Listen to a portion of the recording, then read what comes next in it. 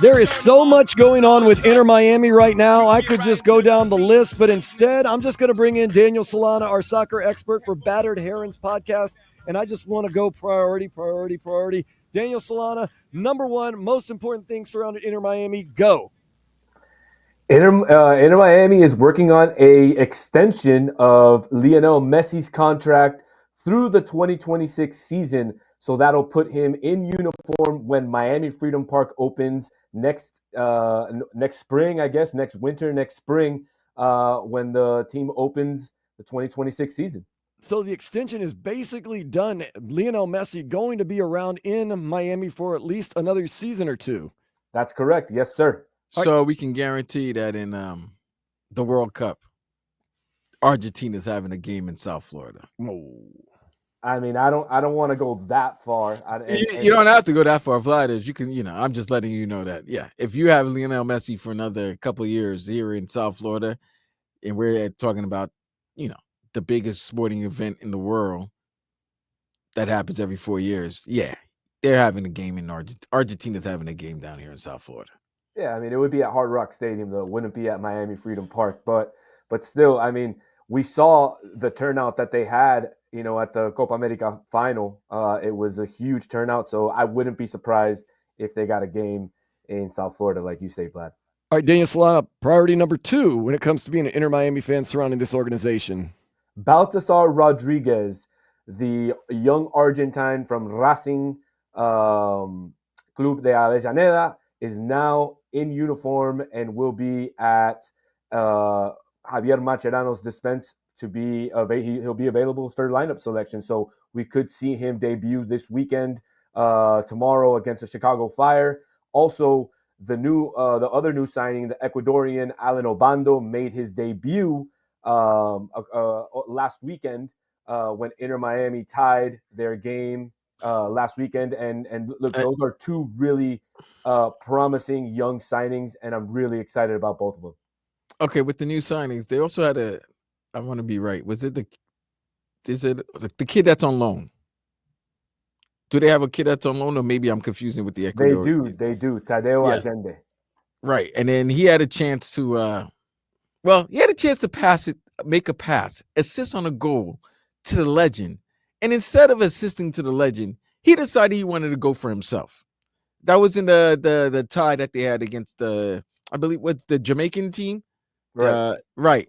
Now, they could have won the game. They won the game because they had scored in Jamaica, so they had the aggregate goal, the road goal ready. But I'm just saying that I see that Javi trying to use a lot of the young players early to try to get a good, get a good track on them. And that's good for the older players, I believe, because I think you don't want to, use them so much so early in the season. Yeah, but they are, and when they're available, these guys want to play. You've seen Suarez hasn't missed a game all season. Messi's missed a couple of games because of a slight injury that he had. That he's always, it's not really an injury. It's just something that he is chronic and he nurses, throughout his career. So look, these guys, when they're available, they want to play. Tomorrow, Inter Miami has a 4:30 p.m. game, like you said, Dan, against Chicago Fire, and I'm expecting them to play. They're traveling. I'm expecting them to play. They want to play. So that's exciting for the fans because Messi ducked out. Apparently, he ducked out Chicago the first two times. So now he'll get his chance to play at Soldier Field, and the Chicago fans will be happy that they get to see him. Now, will they start? That's a question we don't know. So maybe they do and play, only a half, only 60 minutes, or maybe they come on in the second half. We'll have to see what Mascherano does. He doesn't like to show his cards, the day before the game. So we'll have to wait until about 45 minutes before kickoff tomorrow to find out who starts. All right. But they're going. Yeah, then when they go, they most likely will play. Third and most important thing for Inter Miami and their fans.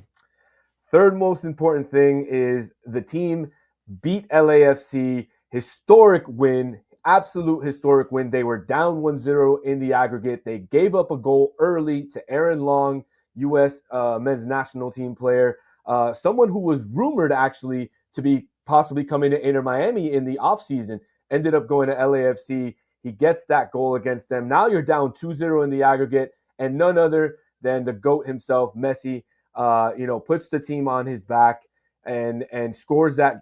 First of all, he scored an awesome goal that they ended up calling back, which I don't know if you guys saw that, but he scored a goal when LAFC was trying to set up their wall and Hugo Lloris was on the post setting up his wall.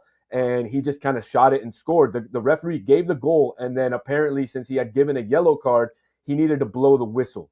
And so they called the goal back, and he had to retake the free kick, which is absolutely ridiculous. You can see the referee signaling the goal, and then he had to go to his fourth official to then tell him, "Hey, no, you have to recall it back." So, anyways, Messi puts the team on his back, gets that penalty in the 80th minute, 82nd minute, and Inter Miami move on to the semifinals to face the Vancouver Whitecaps, which is not going to be an easy game. The Whitecaps are in first place in the Western Conference. They've been playing fantastic. They got that late game tie against Pumas to now move on to the semifinals. But how exciting is this, guys? Two MLS teams on one side, two Liga MX teams on the other side. We're going to get a Liga MX MLS final. And to answer your question, Dan, right now, if Inter Miami wins the next two games, they will host the final at Chase Stadium. So the way that it works is the team with the most points after the round of 16. So Inter Miami right now has 9 points. And one team has 8 points, one team has 6 points. So depending on how the games factor out, if Inter Miami still has the most points after this next round, they will host the final at Chase Stadium. And that'll be exciting. And just put in perspective for people that might not know, how important would this be for Inter Miami to win the Concacaf Champions Cup?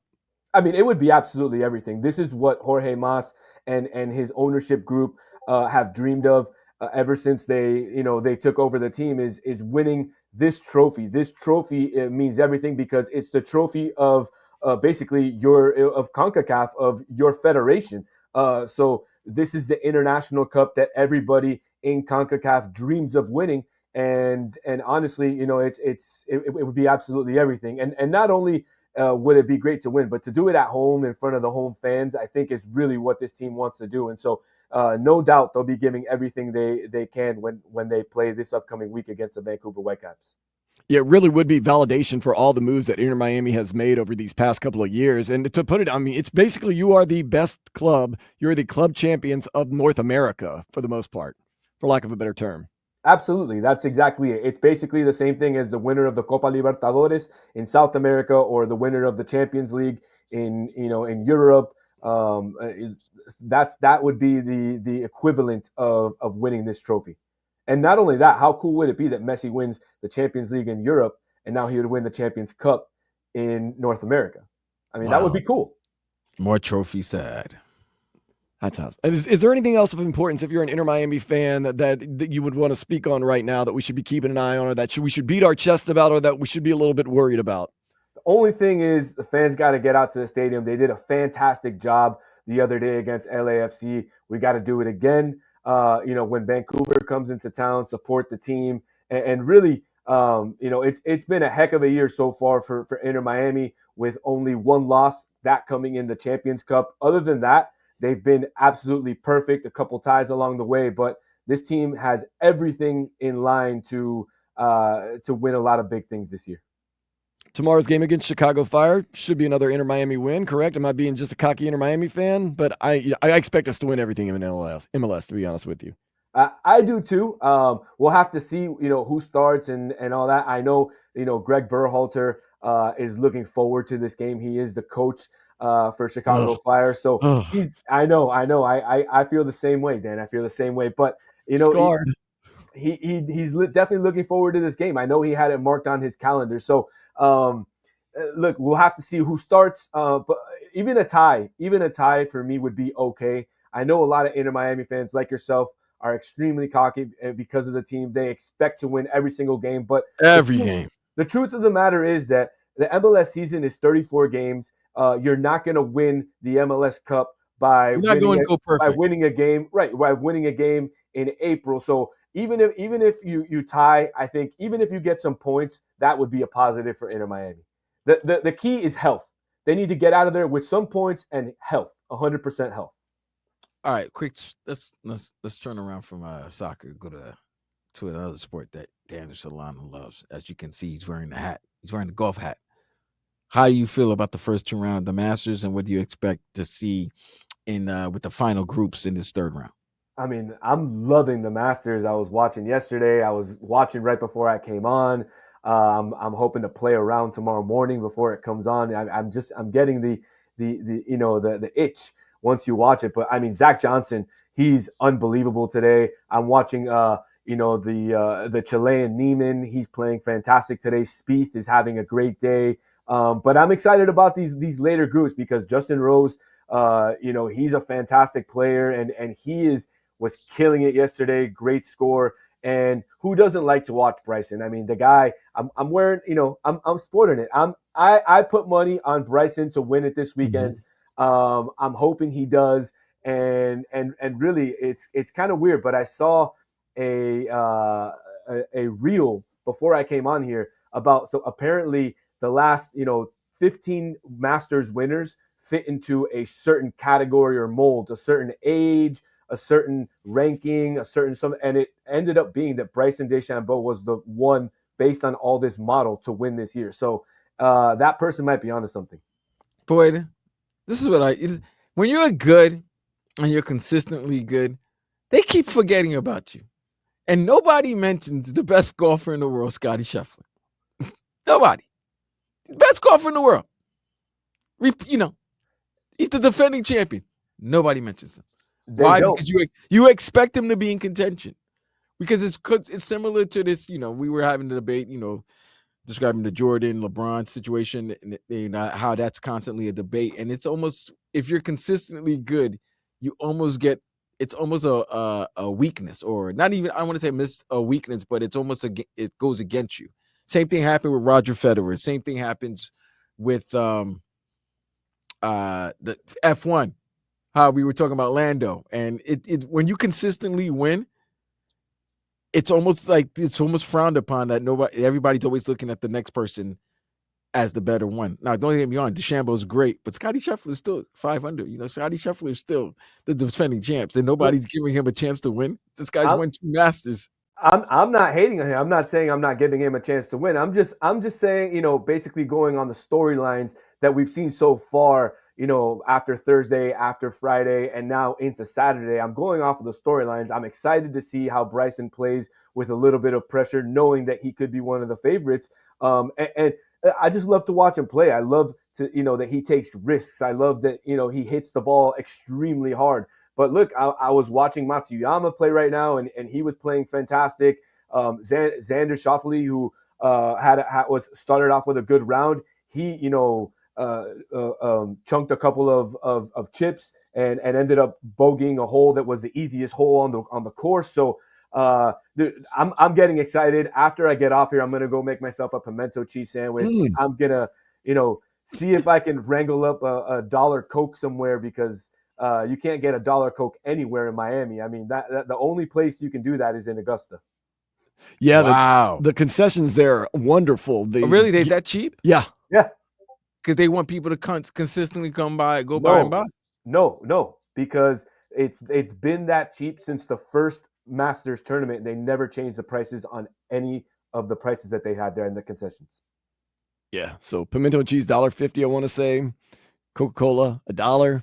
Now the gift shop's a totally different animal. Gift shop is a totally different animal now. Yeah. Well, you know what? You probably have to pay an arm and a leg for the ticket and the badges. So yeah, I guess, yeah. Now, I want to ask you this, Daniel Solana, since you know a little bit more about golf than I. What would be, besides your mental state, your downfall at Augusta? Because we see guys sometimes go into that second to final day or the final day, and everything seems to be going right. Then all of a sudden, just they take a nosedive. I know a lot of golf is mental, but what would be some of the more physical factors that someone would falter at the Masters? Well, I mean, a lot of folks, would look at a golfer and say, "Oh, that's." They don't really exert a lot of power. You just walk the course, and it's a lazy sport. But I'm not going to lie to you. You get done playing 18 holes, and that's just one round. Some of these guys play 54 holes, 3 rounds if they make the cut, and if not, they play 72 holes. all in 4 days. It's a lot on the body. It's a lot on your knees. It's a lot on the back. And it's not an easy sport to play. These guys are in fantastic shape, even though some of them might have a little bit of a belly. I promise you, they are in fantastic shape. They're in. Again, it's not an easy sport to play, but I think the mental part of it is really the biggest aspect. The physical part is I would say 80%. The mental part is probably 100% in order to win this. You have to be at 180% if you want to win the Masters. And look, Zach Johnson, like they said, he's turning it back to like 2007. He's having an incredible day. Yeah, he putting did. himself into contention. He did bogey his last hole. He did finish the round 4 under. 6 under. I'm sorry. He finished around 6 under. And now he's 4 under for the tournament. He's in 11th, tied for 11th place right now. Goodness. I want to know when we're going to go out and play a round. Oh, you're not. You're not going to see Vlad play golf at any time soon. Vlad doesn't know, no. You've never been to Augusta, I'm guessing, by the way you're speaking. No, I've never been to Augusta. Is that a mission? Bucket list? Oh, absolutely. 100%. I mean, I'd like to go. St. Andrews. I'd like to the go, golf man. fan. Which is the bigger golf fan's dream, St. Andrews or Augusta? No, I think Augusta, just because of the exclusivity of it and the fact that you have to get into a raffle in order to get tickets. I know one of my buddies, he goes to the women's round every year, so he was there last weekend for the women's round. But look, even just being at Augusta, I think for anything would just be amazing. They say it's heaven on earth. It's St. Andrews, though. I say it's heaven on earth, Augusta. Isn't that where the first golf? Like that's where the first golf happened. Yeah, but it's Augusta, baby. Yeah, but it's St. Andrews. It doesn't matter. Doesn't matter. If you ask a golfer which one of the major tournaments means the most, of course they're going to say the Masters. Why? Because you get the green jacket. Not a lot of people have the green jacket. So let's bring it back to soccer before we let you go, Daniel Solano. And I mean, I hope we win them both, but which would be more valuable and more important to Inter Miami? Would it be Concacaf Champions Cup, which means pretty much the whole continent, or would it be MLS Cup at the end of the season? I think the Concacaf Champions Cup is the absolute goal because that puts you into another echelon. That gives you the international trophy. But look, I think they're in line to win both. They have an absolute very, very deep lineup. If you've seen, they've changed their center backs in almost every single game, and they've played fantastic. And look, this team is ready to go. I don't think that you need to stop being cocky, Dan. I think you can continue being cocky Inter Miami fan and or cocky Heron fan, if you want to call it that. And let's go Inter Miami, really.